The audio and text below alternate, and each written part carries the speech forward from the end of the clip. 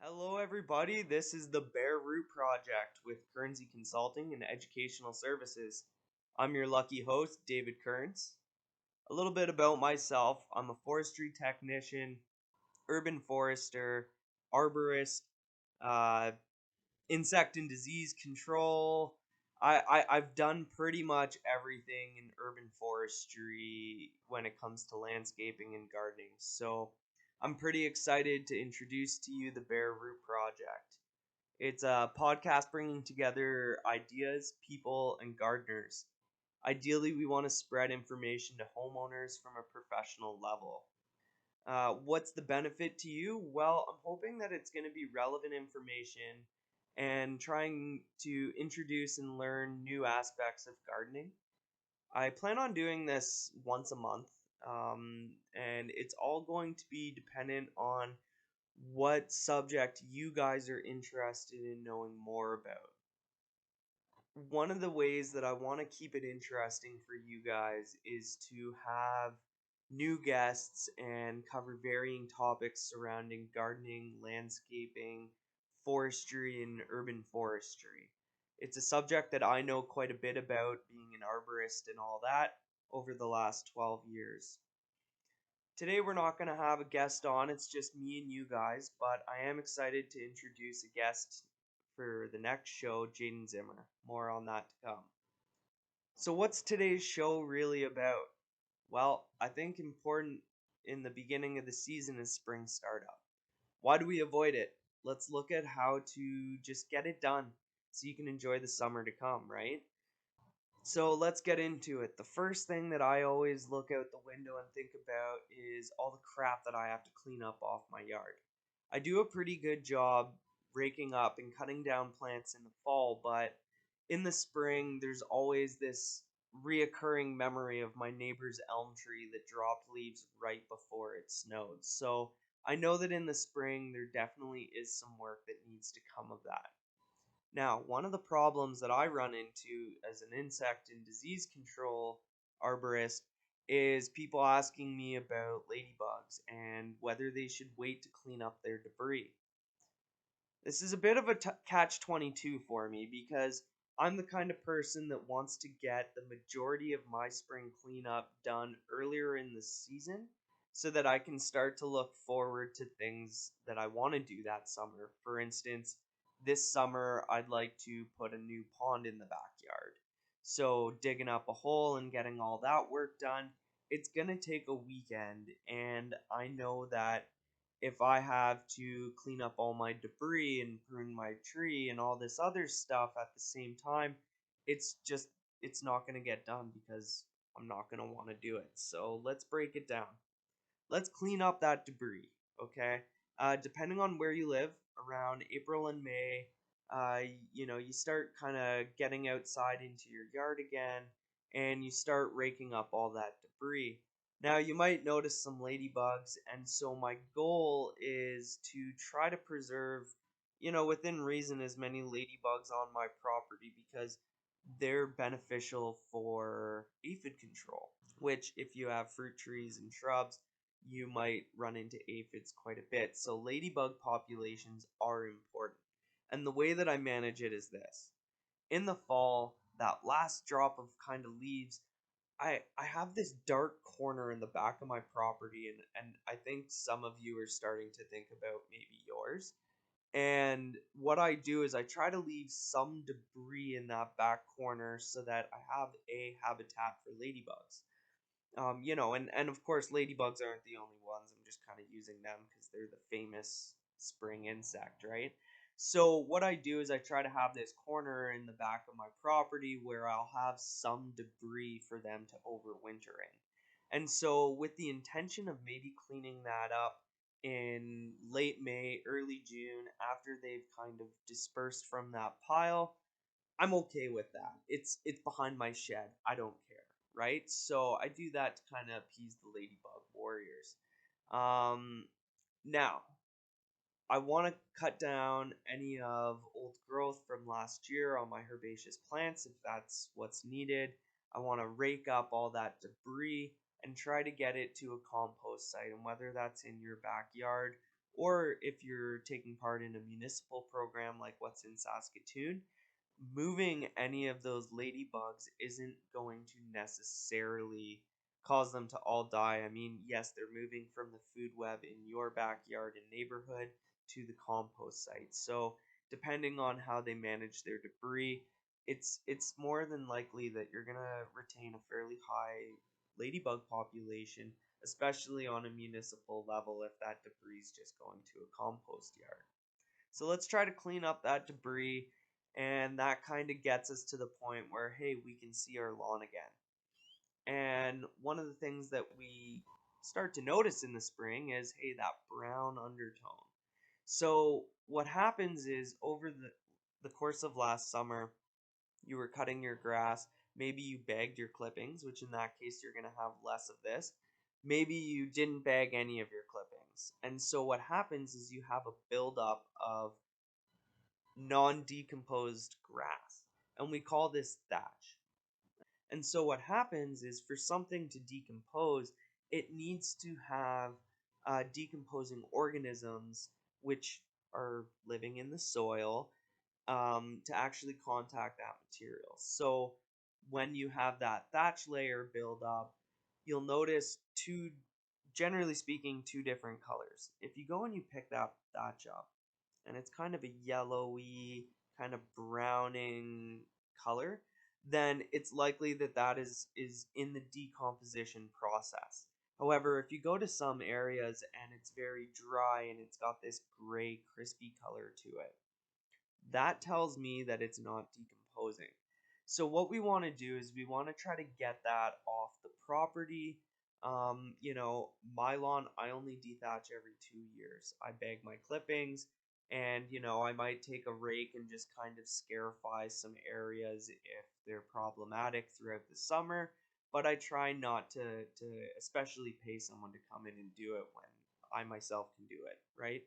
So getting that debris off the lawn in the spring is important. Now, one thing to note here is that we want to make sure we do this after the last frost, because if we expose that top layer of soil to cool weather in the mornings, we can have young grass kind of die. So we want to make sure that we do this process maybe after the last frost if we can.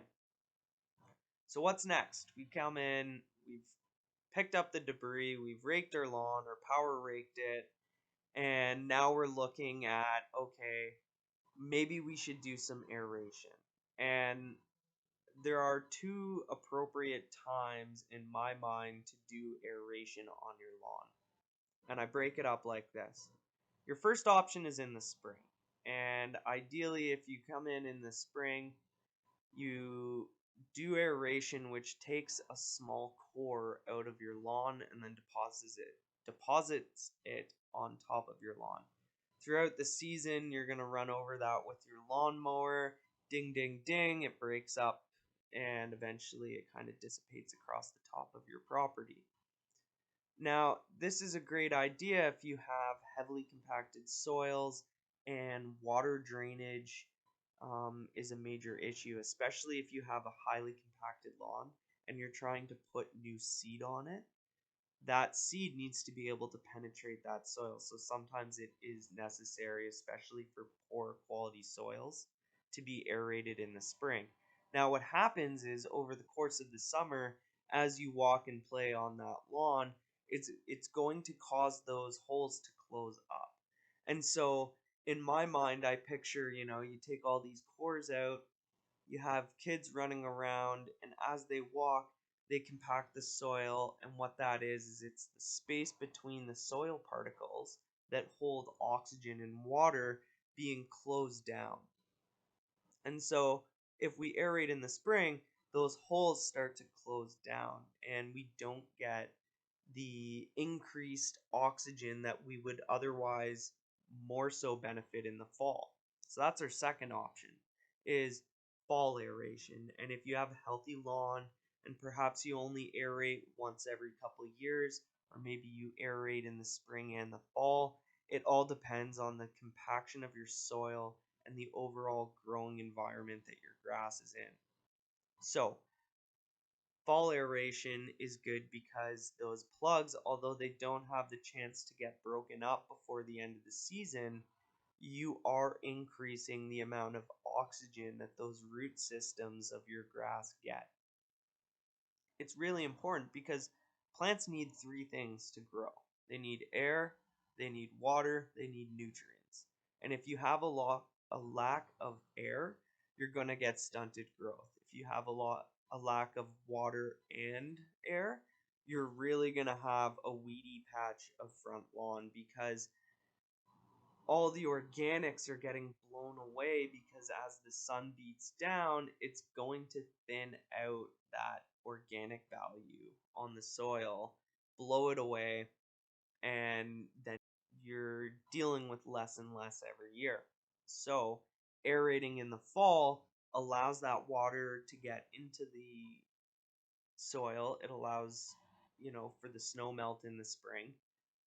It also allows more oxygen, which, plants do put on more root growth in the fall than they do in the spring. So you're also trying to kind of synchronize with the natural habits of your lawn. So aerating would be your next step if you have a really crusty, dry, hard, flat top property. Aerating in the spring is a great idea to try to get that spring environment up, and maybe a little bit of mitigation in the fall is needed. So aerating is kind of your next step there. Well, we've come in, we've cleaned up the debris, we've dethatched, we've aerated. Now's our chance to increase the density of the grass. So remember I was talking about how, the sun's beating down on your lawn. Well, what can happen is as the grass starts to thin out, the sun will come in, beat on the lawn, and the organic value can blow away. And organic value is very important. We'll get into that in a sec. But the reason that we really want to focus on making sure that the lawn is nice and thick is the thicker it is, then the less ideal the environment for weed growth, which in turn reduces light your lawn can be, right? So we want to come in and do what's called air overseeding. It's exactly what it sounds like. It's making your grass thicker. The thicker your grass is, the less sun beats down. The less the sun beats down, and we continue, right? So how do we do this? I think everybody kind of knows what a seed spreader is, but for those who don't, it's essentially a wheelbarrow that you put grass seed in, and as you pull the handle, you can set it to open at a certain aperture to allow an appropriate amount of seed out, and you can broadcast that across your property. We're doing this to increase the density of the lawn. And so after we do this, we want that seed to actually touch the soil. So it's a good thing you went and you dethatched that lawn, because if there was a bunch of grass sitting on the top of that soil, the seed isn't actually going to be sitting on soil, which is what it needs to germinate. So we go, we put a blended variety of seed down on our property. That takes care of the shady areas and the sun areas. If you have a very specific lawn need, you might find yourself only using sun or only using shade. But for most people listening to the podcast, you're going to be using a mixed variety. So you put that down. We want that grass to not sit in between the blades. Sorry, we want the seed to not sit in between the blades of the grass, but to hit the soil. So afterwards, I will literally just walk around my yard dragging a rake to kind of help dislodge any of that. So we get the seed down in hopes that when we spend the next 4 weeks keeping that soil moist, that we get an increase in density, which is going to help increase the environment's value by cutting out all that sun and etc. So we put the seed down. What's next? Well, top dressing. It's an industry term. We're taking topsoil and putting it on top of the seed. Sounds simple enough. Remember that the seed needed to touch the soil for it to germinate, right? It needed soil that was not too compacted to actually grow a root into.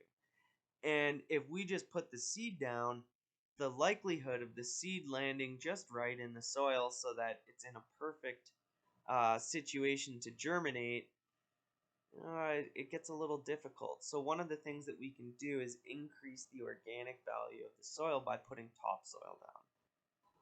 Topsoil is really important because it adds organic value. So when I worked in Ontario, I worked for a company and they love the term holistic lawn care. And I remember when I was young in my career, I asked my foreman like, "Well, what's that all about?"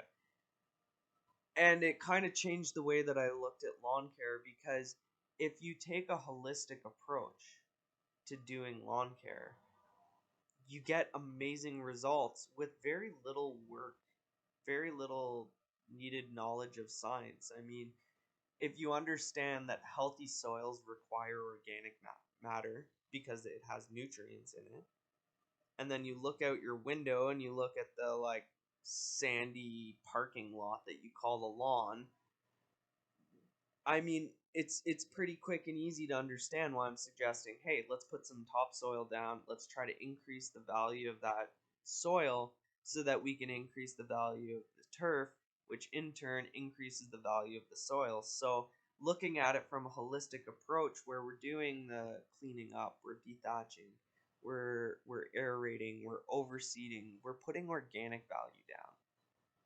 So this is where putting a little bit of soil down, raking it in on top will just help increase the likelihood of the germination rate of that seed that you put down. Now, while we're on the topic of seeds, when is the appropriate time to seed? Well, the more appropriate question to ask is, what does the seed need to germinate?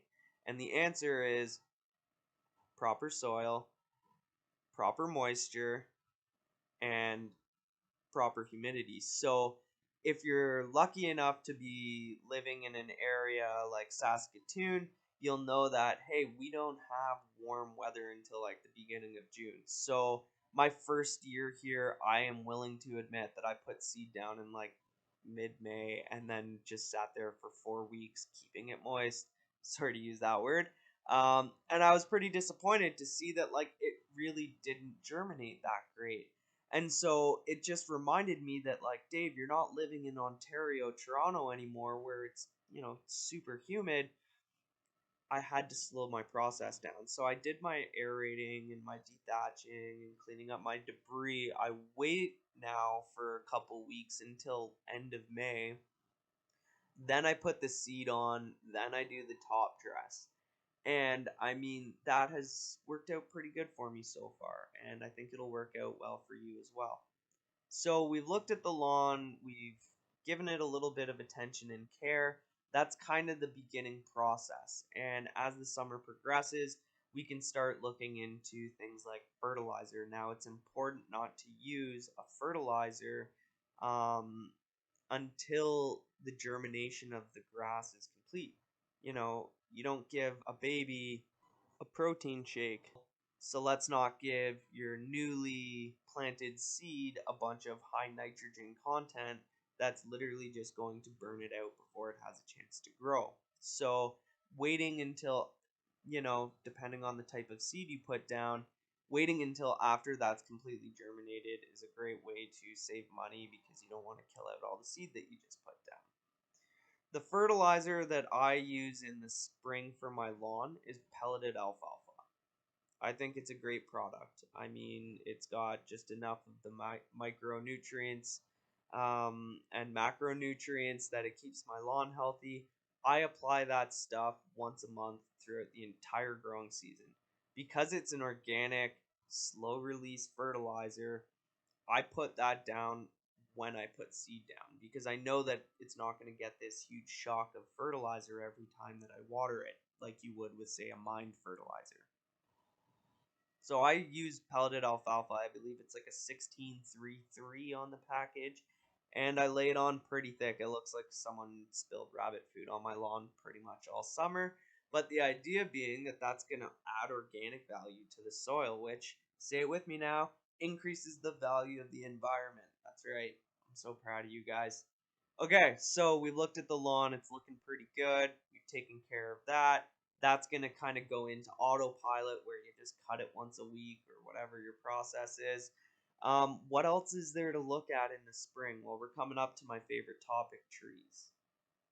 So, what do you need to know about your trees in the spring? Well, more importantly, you need to know that in the spring, we'll say from February till about end of March, April, maybe even midway into May, depending on where you live, arborists are looking for work. Landscapers are looking for work. Horticulturalists and gardeners, we're all looking for work. So if you call us in April after the snow melts and you say, hey, just want to get a few opinions on what some things are I can do to improve my yard, like, we would absolutely love to talk to you about how your yard sucks and what you can do to improve it, as long as you don't call us in June when we're really, really busy and we just don't have the time to spend with you on subjects like that. So, my biggest suggestion is when it comes to trees and shrubs, talk to someone earlier in the season if that's something that you're interested in. That way, even if the pruning can't be done until the fall, at least you're the first person on that fall planting list. So, what trees am I looking at in my backyard in the spring? Well, I'm looking at fruit trees. Apples, pears, plums, cherries, whatever you got. If it produces fruit, it's a fruit tree. Um,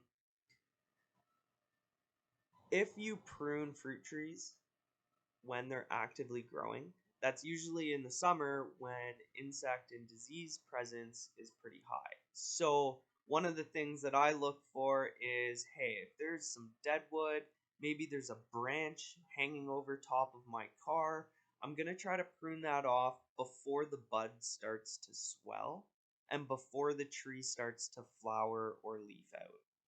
And we're doing that because I know that if I cut that branch off in the middle of the summer, um, you know, you might be okay. That's totally fine. I'm not saying you're going to be screwed or anything. But it just, if you introduce something like fire blight, it's like you'll be removing that tree in a few years.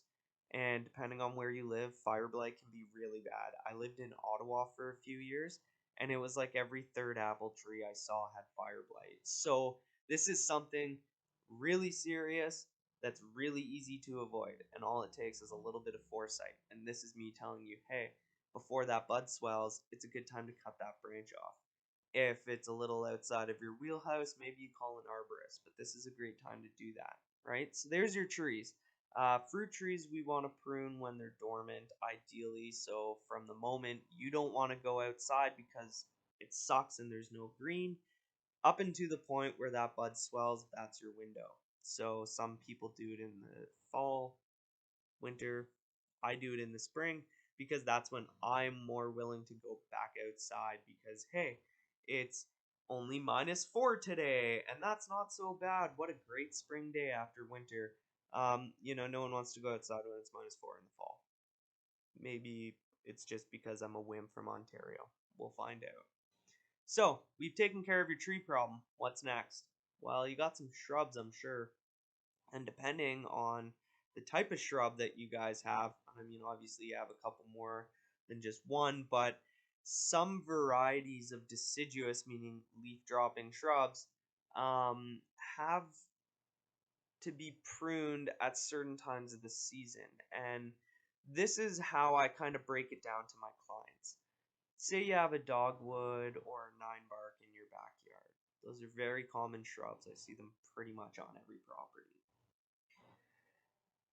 If you're happy with the size and the shape, and you don't mind it to incrementally grow, but you like that natural look, then I'm going to suggest that you trim that in the spring before it puts on that annual growth. And I mean, this could usually be before June when we get the kind of early summer rain. But if we cut off the terminal tips of that shrub in the spring before it's put on growth, its only option is to really grow from points beneath that. And so we get a thickening of the shrub throughout the summer, as well as you lose that very straight, hard line that you see in magazines, like the balls, the perfectly shaped balls on someone's front yard. If you want to avoid that and stay a bit more natural, you can trim it in the early spring if you don't mind it growing a little bit. If you want it to grow almost not at all, and you love that perfectly manicured shape that's perfectly round or whatever shape you're going for, you're gonna find yourself maybe doing an early spring trim depending on how last year went. But usually you're going to trim those in the summer, right? After it's put on its annual growth, for the most part, of course, you're going to come in and you're going to trim that shrub down. It's going to retain that shape much longer. You might find yourself even doing that in the fall if you don't want it to grow at all. So I guess the last option is, well, what if you wait until the fall to trim your shrubs? And that's absolutely fine if you like natural shapes, if you like your shrub to get larger, if it was overly dense and you're trying to establish a less dense future growth, then waiting until the fall after it's put on all that growth and then trimming it down can help you obtain that. So that's kind of the basic 1, 2, 3 of when you trim shrubs. Now, one thing I'll just mention quickly is rejuvenation. And for all the listeners who are thinking about, ooh, does that mean I get to take my sawzall out? Yes, it does. Some shrubs have the ability to sprout and sucker from their root system. And this is important for two reasons. I personally have this shrub in my mother's backyard that just grows into the garage and over the door. Every couple years, it gets way too big. So, what I find myself doing is about every 3 years, I'll wait until all the nutrients are in the root system, and in the spring, I'll just flush it right to the ground. I will cut all the growth off right to the soil. And for her dogwood, what that causes is in the spring, when it goes to send up those nutrients through the branches that were there last year, it goes, hey, I can't do that anymore. Well, I don't want to just die. What the hell do I do? So what it decides to do is it sends up sprouts and suckers. And this is basically like, your kid comes home with the dumbest haircut you've ever seen. You waited for them to fall asleep and you shaved it off. I mean, like, just think about it. They're not going to be happy with you. So, sure as hell, your shrub isn't going to be happy with you either. So, that's when I suggest to her, hey, we'll throw a little bit of nitrogen fertilizer at it in the summer and a little bit of phosphorus and potassium. That way we can kind of balance the health, increase the watering, and we get the opportunity to start off with a new shrub, so to speak. I'm throwing up air quotes there. Now, before you go and cut down your partner's shrub, make sure that you talk to someone or confirm that this is a species you can do it. And if it's like their prized dogwood that they're mother gave to them, I mean, just leave it alone, man. You'll never convince them to cut that thing down. So maybe that's why you call me, because at least I can come in and say, hey, well, it'll actually make the growth a lot stronger and less prone to failure. Oh, really now? Yeah, absolutely. And I can have that conversation, and some other professionals can too, depending on who you hire, to just figure out what you need to do outside of what we've talked about today. So I hope that that was beneficial and informative for you. I hope that you're not falling asleep here. I want to thank you so much for coming and experiencing the Bare Root Project with me.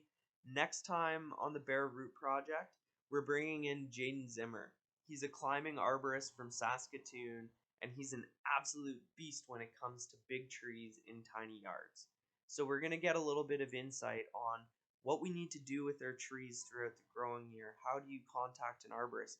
He has some crazy stories and he's a really funny guy, so I'm really excited to have him on the show. Thank you so much for joining. If you enjoyed the show, I'm not going to tell you to smash that like button. I find that obnoxious, but I do appreciate any feedback, comments, and likes because that helps me get this information out to other people. And the more useful this is to you, the more likely it is that I'll continue doing it. So I do require a little bit of feedback. If you liked it, hit the like button. I really appreciate that. Thank you so much. If you didn't like it, that's fine. Move on. Just kidding. You're back here forever. So anyways, thanks so much for coming, guys. I really enjoyed the show. I hope you have an amazing day. And if you guys have any questions or concerns about what's going on in your yard, feel free to hit me up in the comments section below. I'll do my best to kind of answer anything. Have an amazing day and be awesome. Work, work, work, work, work. You see me there?